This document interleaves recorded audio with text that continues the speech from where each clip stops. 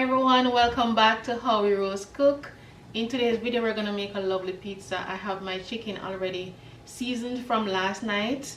I will show you that process. So this was the night before and I'm getting the chicken ready. I have here some bone-in chicken breast. I'm gonna go ahead, remove the skin and debone the chicken. Once the chicken is deboned, I'm gonna go ahead and cut it up in small cubes. Once the chicken is all cut up, I'm gonna go ahead and rinse it with some vinegar. Next, I'm gonna go ahead and season. I do have a video of how to make your homemade jerk seasoning. You can watch that video, and I also have a video of how to make the green seasoning as well. I also added some powdered jerk seasoning, then we put it to marinate in the fridge overnight. And now we're gonna prepare the dough. All right, so I have here my water. It should be warm, not hot, so that the yeast can get to activate. But if you're not sure and you want to measure it, it should be 105 degrees Fahrenheit.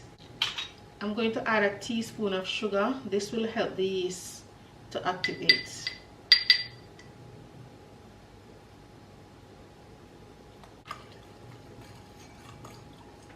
And I have a packet of active dry yeast. You can use the instant if you have that one. And this is equivalent to 2 1/4 teaspoon if you are using from the jar.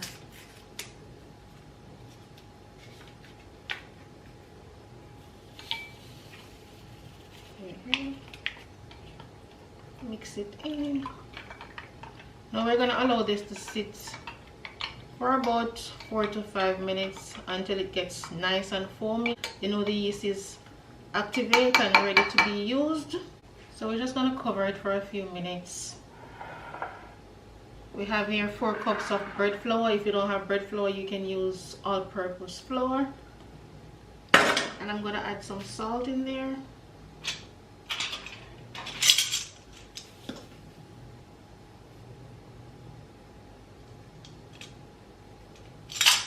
One teaspoon. I'm going to add a little sugar. 1 tablespoon sugar.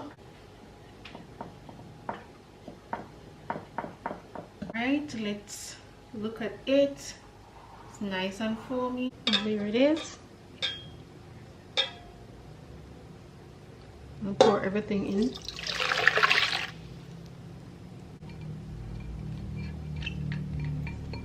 Scrape it all out.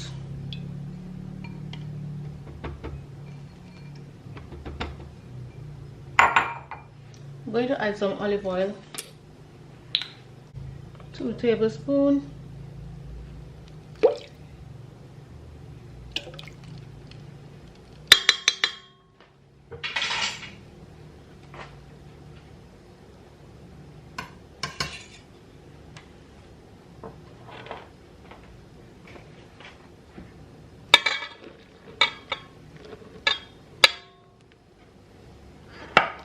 I'm going to gradually add in the flour.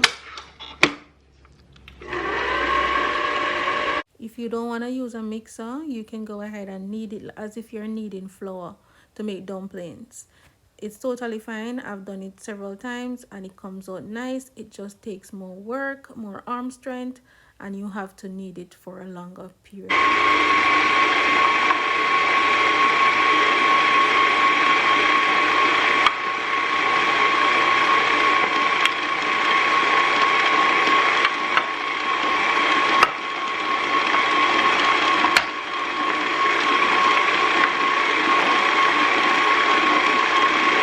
Now that all the flour is combined, we're going to leave it and allow it to mix on medium speed for about 5 to 8 minutes. After 5 minutes, I'm going to go in and add some butter for extra flavor. You don't have to do this step. You can skip it totally and just add an extra 2 tablespoons of olive oil. This will make the dough more pliable. Feels really nice. I'm gonna place it on the mat. There's still a little butter at the side. Let's wipe that out.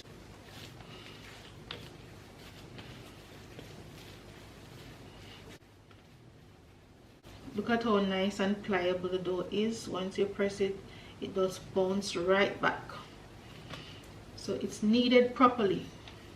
Normally I would grease the dough with some olive oil, but since there's still some butter in the mixing bowl, we're gonna put the dough in there, cover it down and allow it to double in size. This normally takes an hour to an hour and a half, depending on how warm your kitchen is. It's really cold here right now, so I am making a water bath. Find a container that is small, but the bowl can sit over it without sitting exactly in the hot water. As shown in the video, you can see that the mixing bowl is not sitting exactly in the water but above it. It's been an hour since my dough is rising, and I'm gonna go ahead and prepare my cheese and my chicken. Use whatever cheese you like to use on your pizza. I will list the ones that I'm using in this particular video. Now I'm gonna go ahead and add some peppers. I'm using some red bell peppers and some jalapenos because I love jalapenos. All right, you can go ahead and add whatever pepper you want to add on your pizza or skip the pepper completely. Now my pot is heated. I'm gonna go ahead and grease it with some olive oil, and I'm adding my nicely seasoned jerk pieces of chicken. I can't really call it jerk because it's not done on a grill, but it is well marinated with jerk and green seasoning.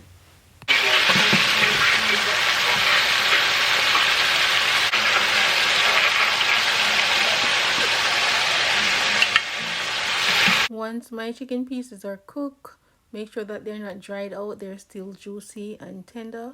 Now I remove the excess grease, add some more jerk marinade, some orange juice because we're going to create our pizza sauce. We're not using the regular smuggler pizza sauce. Alright, now I'm adding some tomato paste and a little of the Jamaican ketchup, some brown sugar, and we're going to allow that to come together nicely. I thought I had to add a thickener, but it was nice and thick enough. And I use freshly squeezed orange juice, or if you want to use pineapple juice. Now my dough has doubled in size. I just punch it to release the air. Now I'm gonna go ahead and shape it in a ball, put it in the center of my pizza pan, which was lightly floured, and then I am going to shape it until the entire pan is filled. This is a visual tutorial. As you can see, I am just using my hands to push it out to the end of the pan. All right, and you can even stretch it because the dough is very soft and pliable and is able to stretch just a little bit without tearing the dough. All right, so now once it's shaped, I'm going to use a fork to just slightly pierce some hole, not big holes, just so that when it's baking it doesn't inflate. All right, and then we're gonna add our pizza sauce. Now we're gonna spread on our jerk sauce. This jerk sauce tastes so good, and my jerk sauce is spicy. We like a little kick, but if you don't, if you're making the homemade jerk sauce, make sure you don't use too much scotch bonnet pepper, or if you're using the store-bought one, make sure you use the mild. I'm spreading my sauce a little bit too messy, but whenever you're doing yours, don't go too close to the edge because once your pizza is baked, it's gonna have that brown edge, unless you don't mind. But mine did have the brown edge after it was baked because I carried the sauce all the way out to the end. All right, now we're gonna go ahead and we're gonna spread on a thin layer of our grated cheese, after which I will add my chicken. And when I'm adding the chicken, I distribute it evenly so that each slice there will be chicken. All right, you don't want to cut in the pizza, and when you cut it, some pieces have chicken and some don't.